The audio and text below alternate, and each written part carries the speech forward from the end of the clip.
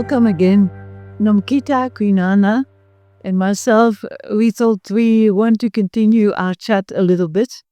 And I asked her to come in her work attire. So here we have Nomkhitha, the environmental consultant, in your gear, yes, that you wear more often on the job.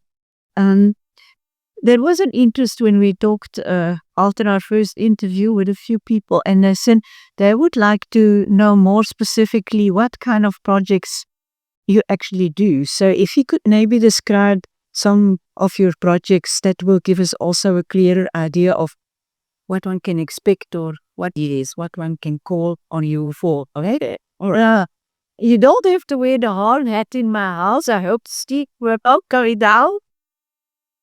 But you're welcome, those yes. Yeah. Okay. Yes. So basically, this is the attire that I would wear on site.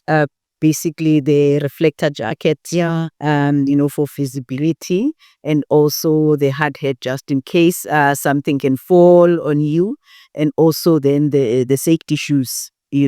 So that's basically the minimum PPE. You call it PPE, personal protective equipment, that you would require to be on site. So whenever you see me on site, you see me wearing these as basics. Maybe sometimes not a hard hat, depending where we are going to be working. So we do environmental management projects and other services. So the services that we have done and also do provide is environmental auditing. And then we do environmental risk assessments, environmental management plans, waste management plans. And then on site, the projects that we are busy with and that we have done in the past include, for example, we will be appointed by a company to do what we call aerial vegetation control. Yeah. So aerial vegetation control is basically the eradicating or the control and removal of the plants that are not indigenous. So there are pieces of legislation that require that each and every landowner, if on your land you've got trees, plants that are not indigenous, they need to make sure that you control them depending on what category they fall under. So we find that most of the sites that we work in, we find trees like your 𝐿𝐰𝐢𝐬𝐧𝐚, for example. 𝐿𝐼𝐢𝐬𝐧𝐚, in terms of the South African legislation, you are not to have it on your site. So we must make sure that you control, you remove it from the site. So we have those projects. And then we also do what we call search and rescue of plant species of special concern. So for example, a client wants to do a development, but in the area that has plant species that are of special concern. So then they would appoint us to say, okay, before we do this development, the development will include bush clearing. So before I do the bush clearing, a botanist must come and identify which plants here are of special concern, threatened plants and listed plants, which are those plants, and then identify those and remove the rest of them from the site and go plant them somewhere else. Where do you plant them there? It's either you can plant them in a nursery if there's a nursery, if the client has a nursery, but if they don't have a nursery, then maybe use the for landscaping around the site. Then they will identify. So they still they can decide what they want to. Oh, okay. Yeah, you decide what you want to do, but the main thing is that because you know that, okay, I want to develop here, and as part of the development, are we clear bush? Then you don't want to destroy in the special plants. So in order to conserve those plants, then we rescue them, use them for rehabilitation, for landscaping, or plant them in a nursery. So that's one of the projects that we have been doing for a number of companies here in the Eastern Cape. We did it also for Transnet, I think last year, and one was a couple of years ago. The one that we did a couple of years ago was our first one in 2017. The plan there was to relocate the tank farm that is at the port of PD to the port of Ngqura. So before they do the actual engineer works and all of that work that has to be done there, we needed then as the environmentalists to go outside and identify floods, and we did that at BHSP. And other projects include your water quality monitoring. Okay. See, so who does engage you for such municipalities and also your state-owned companies? They would engage for that because we've got a lot of pieces of environmental legislation. The water quality monitoring one falls under what we call the National Water Act. So the National Water Act requires that you monitor the quality of the water that you're going to be discharging. So with all the activities that are happening in your factory, your plant, with all those activities that are happening, there's a possibility mainly that there's going to be a discharge of dirty water. And before to discharge that water, then you must make sure that you monitor of that water. You know what is it that you are discharging out. So do water quality monitoring. Go to the site, take water samples, take them to the lab, and then we'll get an analytical report from the lab, and then put together a complete report for the client, which then shows the client that, okay, these are all the elements that were tested, and here these are the limits in terms of legislation. And for this one, for example, for pH, where pH was high, then the client knows that, okay, we are not complying here, and they would then put recommendations. What is it that they need to treat that water to make sure that it complies with the legislation. We've also done and do a lot of what we call safety files. So safety files, you'd find that most companies, wherever go, whether it's Department of Public Works, it's your KUHA, Transnet, all these companies, most companies, before they appoint a contractor to come and do some work on their site, they say to the contractor, one of the key things that you want you to give us before you start coming to our site is a safety file. So the contractor will not have a safety and environmental specialist maybe on their team. They would engage us to do a safety and environmental file. Basically, what we are doing, we identify, we say, okay, these are the activities that are going to be done. What are the risks that are associated with this project that you go to do from a safety, health, and environmental perspective? So we identify those lists, and then we recommend that, okay, then these are the things that you need to do to make sure that you mitigate against those risks. Because the clients wants to make sure that as much as this is a contractor, it's not it's not an employer-employee relationship. But they are going to be on their side, so they are ultimately accountable. So they want to ensure that they do work with contractors that comply to the legislation and that take pride in the environment in terms of the work that they do, and also take care of their employees. Prevent accidents. Prevent accidents and air is negative pollution. So basically, do then those safety, health, and environmental files for clients. So there's a lot of services. We're busy now planning. We've got a client that is in Ado. That has elephant park.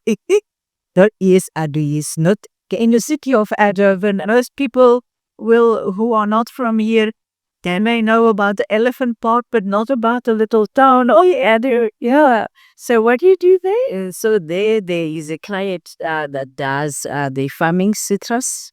Oh yes, the citrus area, the citrus area. So they're farming there, and then when they do the farming, they need to extract water. So as for them to extract the water that they're going to use now for the irrigation, they need to get water use license. So yes. So they have the water use license, and then as part of the conditions of the license, they need to have an environmental auditor to come and do an audit to check that they are compliant with the requirements of that water use license. So that's basically the audit that we're going to be doing this Friday. Going to be go to that farm, looking at see, but are they complying to the requirements of the license? Where there is non-compliance, we then advise what is to be done. And of course, I think our belief is that let us make sure that you continually improve, because there's no perfect person, there's no perfect system. There's no, there's nothing that's perfect. So the main thing is for us to realize and know that, okay, these are the gaps. So we point out that, okay, these are the gaps. And then we'll then make the recommendations in terms of what do we then need to do now to make sure that we close those gaps. That's a big one, because if I think about how widespread the citrus area is here and the water shortage, so they must do a lot with very little waters.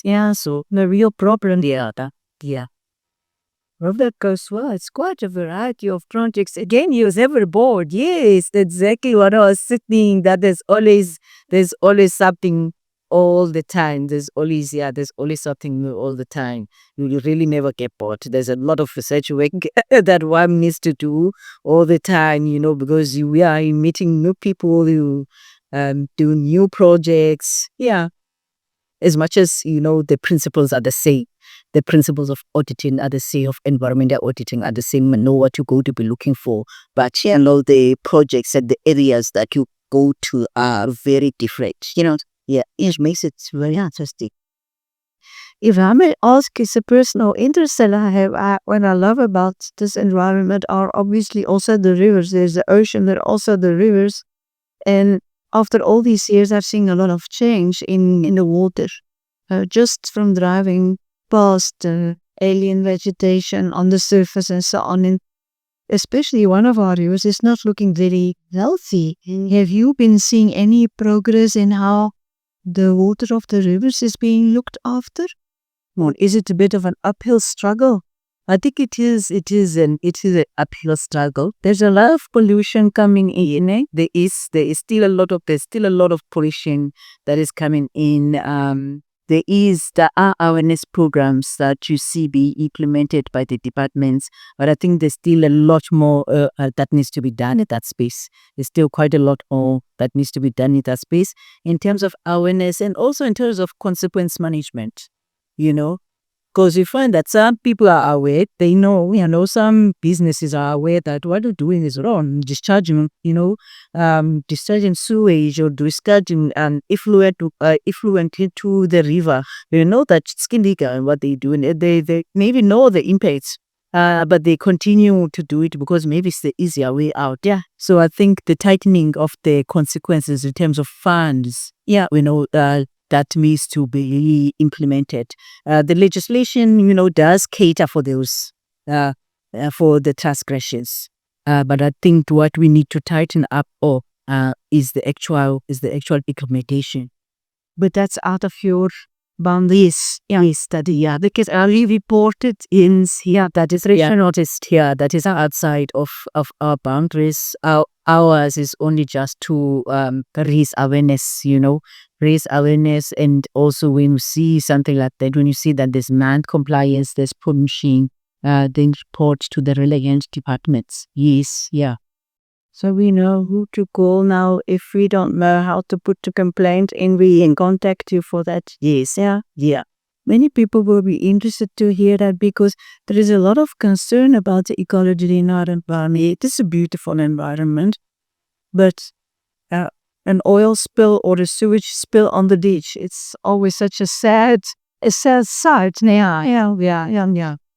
So you are a bit our guardian for our environment. I think we're glad to have professional people like you on board.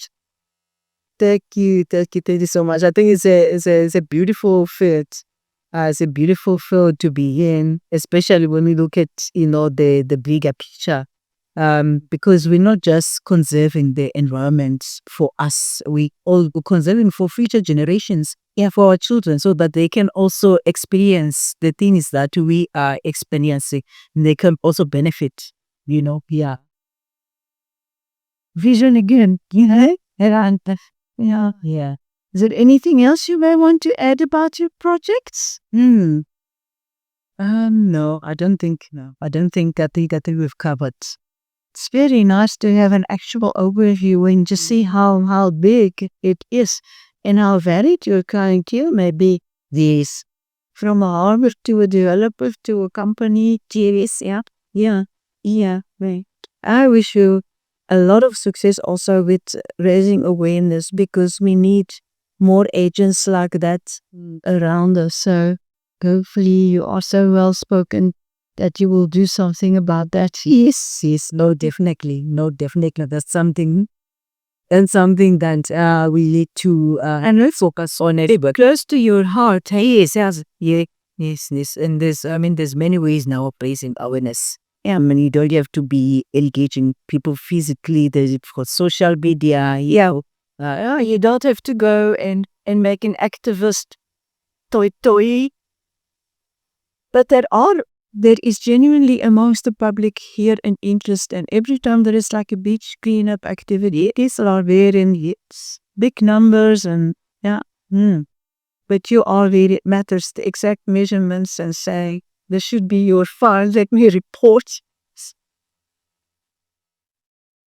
Thank you very much, Nomkhitha. I hope we'll have chances to talk again. Yes, that is our miss. And if you ever start your catering again with a big bang, let us also know. We'll take care.